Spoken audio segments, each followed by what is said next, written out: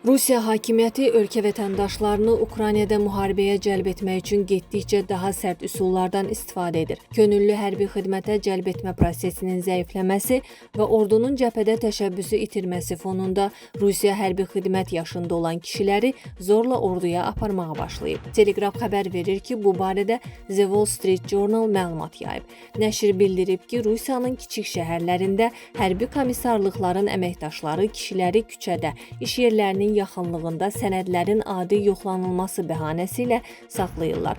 Çağırış məntəqələrində kişilər müqavilə imzalayıb, müharibəyə getməyə razı olana qədər hədələnir və ya döyülürlər. Rusiyalı analitiklər və siyasətçilər arasında isə bu təzyiq kampaniyasının yeni səfərbərliyin xəbərçisi ola biləcəyi barədə fikirlər getdikcə tez-tez səslənir. Rusiya hakimiyyəti orduya yazılmağa razı olan şəxslərə çox böyük məbləğdə pul vəd edir. Bir çox hallarda təklif olunan məbləğ ölkədə orta illik əmək haqqından da yüksək olur. Ancaq Rusiya ordusunda baş verən sui-istifadələr və Ukrayna silahlı qüvvələrinin güclənməsi səbəbindən könüllü cəlb etmə çətinləşib. Nəşrin yazdığına görə bu amillər cəbhədə əsgərlərin orta sağ qalma müddətini bir neçə dəqiqə, gün və ya həftəyə qədər azaldıb. Rəsmi olaraq hərbi xidmətə cəlb etmə hələ də könüllü əsasda aparılsa da, mənbə vurğulayıb ki, hüquq mühafizə orqanlarının əməkdaşları bəzən hərbi komissarlıqlarla əməkdaşlıq edərək kişilər üçün tələlər qurur, onlara qarşı zorakılıq tətbiq edir və ya razılaşmadıqları təqdirdə həbs olunacaqları ilə hədələyirlər. Rusiyanın müxtəlif regionlarında fəaliyyət göstərən proqramlar hərbi komissarlığa yeni şəxslərin gətirilməsinə görə pul mükafatı da təklif edir. Bir nəfərin cəlb edilməsinə görə 100.000 rubl ödənilir.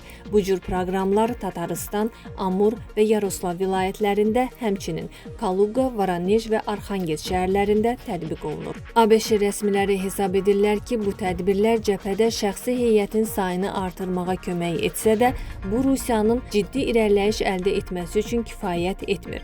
Onların sözlərinə görə Kreml yeni məcburi səfərbərlik dalğasını nəzərdən keçirir və bu cəbhəyə daha bir neçə min hərbçinin göndərilməsi ilə nəticələnə bilər. Ehtimal olunur ki, belə bir qərar sentyabrın 20-sinə təyin olunmuş parlament seçkilərindən sonra qəbul edilə bilər. Strateji və Texnologiyaların Təhlili Mərkəzinin direktoru Ruslan Puxov söyləyib ki, əgər Rusiya prezidenti Vladimir Putin Donbasın tam ələ keçirilməsi ilə bağlı məqsədindən geri çəkilməsə, onun yeni səfərbərlik elan etməkdən başqa seçimi qalmaya bilər.